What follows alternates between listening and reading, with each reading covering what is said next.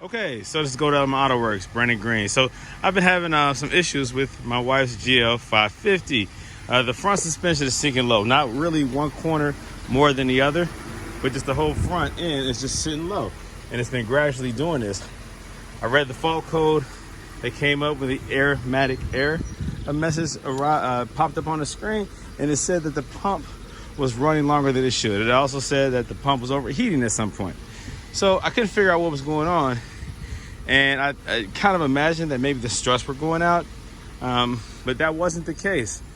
I took the wheel off, I investigated the lines, looked at the lines, couldn't find any leaks on the lines as expected. The strut, it's kind of hard to find leaks. Either it inflates or it doesn't. Kind of hard to identify a leak unless when you spray it, air comes out or bubbles come out. But typically it's so internal, it's really hard to find on the strut itself. Sometimes you can, sometimes you cannot. But couldn't find anything, nothing obvious until I started messing around with the actual compressor. The compressor itself has a leak. How do I know that? Well, let me see if I can show you.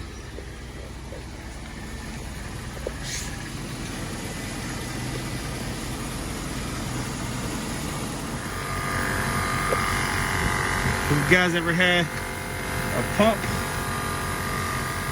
with a crack in it? See that air shooting out? See that? Right here.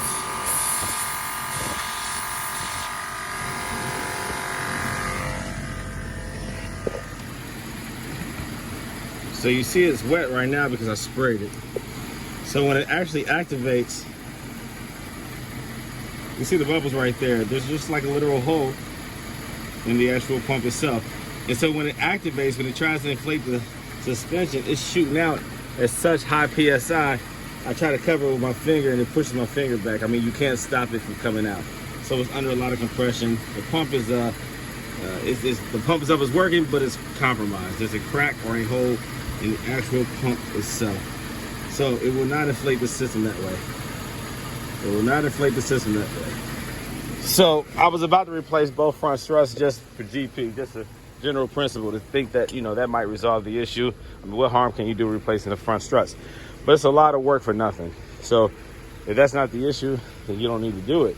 You need to narrow down and figure out what it is. Why spend $500 to $1,000 to replace both front struts and you still have the issue? That's a waste of money, waste of time. So there's some things called preventive maintenance and sometimes there's things called a waste of money. So find the issue. I didn't address this problem. This didn't become an issue until the front end wouldn't raise up. So why replace something that's not causing the issue? So I need a new compressor. Pretty simple, pretty easy. I'm glad I took the time to take the wheel off and the wheel liner so that I can identify the problem. So sometimes it is worth getting dirty. Put your hands out there, get some tools, do what you need to do to find out what needs to be done so that even if you choose to take it to a dealership or a mechanic to do the work, you can go in there with knowledge, knowing what to expect. You already know what the issue is, and it makes their job easier if you know for a fact what the issue is. And also you have a little bit of foreknowledge as to what to expect to pay.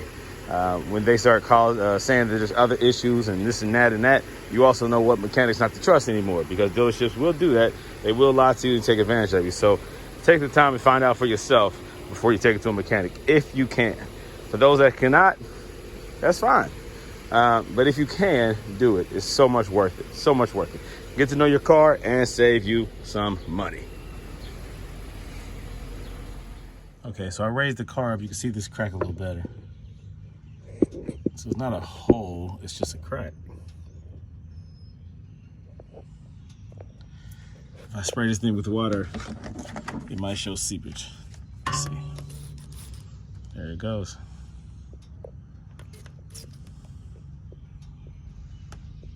Yep. So the compressor is cracked.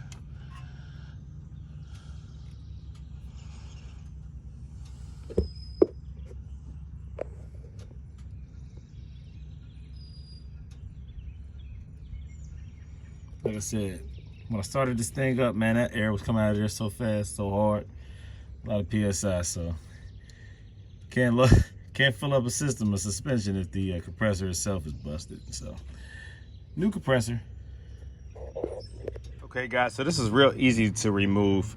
There's just 4 bolts holding this thing up, 4 spring-loaded washers and bolts that's holding this thing up. You remove those here, here, and there, and you unplug these 2 connectors, and then you have an air line. I removed these plugs first, and then I got the air line, held the compressor itself, and took the air line off with a 12mm socket, open-ended socket right there, a wrench, open-ended wrench, socket wrench, whatever. So that was easy. And this is it right here. And this is the crack, is where the joint is, right there. Okay, that is where it was cracked, and that's where it was leaking out, and that's why the front end of my wife's GL550 will not hold compression. Now, I could have gone with an aftermarket pump. Amazon, eBay has plenty of them for under $180. But if you read the reviews, a lot of them have issues, either immediately, 6 months later. Some were good, but a lot of them were not. And being that this is my wife's car, I don't want to have to do this repair again anytime soon. So I went back with the OEM Mercedes pump. So it's worth the additional money that it costs to get this pump here. You're going to pay a little bit over $500. If you're a business, you can get it for a little bit less. I went ahead and bought her a brand new OEM pump. Oftentimes I do buy aftermarket, but again, this is my wife's car and I don't want to deal with this again. I don't want to compromise her safety and her frustration. Okay, so I bought a new pump right here. OEM Mercedes, baby. Okay, I'm gonna go ahead and put this thing in, because think about it, this is a 2009, it's 2022. It lasts pretty long, so I'm not really concerned about that. If I buy an aftermarket one from China, I am concerned about it. So sometimes it's worth paying the extra cost for a peace of mind. So I'll reassemble it just the same way that I disassembled it. No problem. Being that the system was already compromised and that the pressure was already low, I didn't have any hissing or any pressure that I had to release when I took the line off of the old compressor.